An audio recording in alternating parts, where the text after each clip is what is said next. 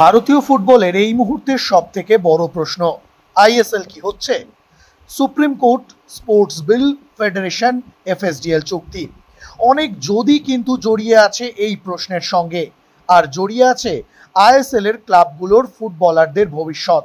অবশ্য শুধু ফুটবলার কেন, ক্লাবের সঙ্গে জড়িয়ে থাকা প্রতিটি মানুষের ভবিষ্যৎ জড়িয়ে রয়েছে এই প্রশ্নের সঙ্গেই। ইতিমধ্যেই তিনটি ক্লাব জানিয়ে দিয়েছে বর্তমান পরিস্থিতিতে তারা সিনিয়র দলের ফুটবলার এবং ক্লাবের অন্যান্য কর্মীদের বেতন দিতে পারছে না। আর ঠিক এই পরিস্থিতিতে দাঁড়িয়ে বৃহস্পতিবার আইএসএল ক্লাবগুলোকে নিয়ে নয়াদিল্লিতে বৈঠকে বসেছিল ভারতীয় ফুটবল ফেডারেশন। উল্লেখযোগ্যভাবে উপস্থিত ছিলেন এফএসডিএল প্রতিনিধিও। ফেডারেশন সরকারিভাবে ঘোষণা করল আইএসএল শুরুর আগেই এবার সুপার কাপ হবে। সেটা হবে সেপ্টেম্বরের দ্বিতীয় কিংবা তৃতীয় সপ্তাহে।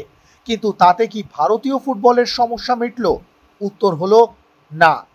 ক্লাবগুলো খুব স্পষ্ট করে একটা কথা জানিয়ে দিয়েছে, সুপার কাপে খেলার বিষয়ে তখনই তারা নিশ্চয়তা দেবে যখন ফেডারেশন আইএসএল শুরুর বিষয়টি স্পষ্ট করবে। কারণ মৌসুম শুরুর প্রতিযোগিতার জন্য যাবতীয় খরচ করার পর যদি ক্লাবগুলো দেখে যে আইএসএল হচ্ছে না, তখন একটা বিশাল অঙ্কের ক্ষতির মুখে পড়বে ক্লাবগুলো। আগামী 7 থেকে 10 দিনের মধ্যে ফেডারেশনের আরও একবার বৈঠক করার কথা। সেই বৈঠকে ঠিক হবে কবে থেকে শুরু হবে সুপার কাপ।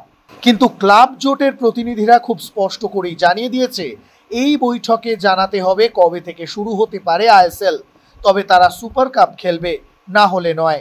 ফলে সুপার কাপের ঘোষণার পরেও ভারতীয় ফুটবলের আকাশ থেকে মেঘ মোটেও কাটল না।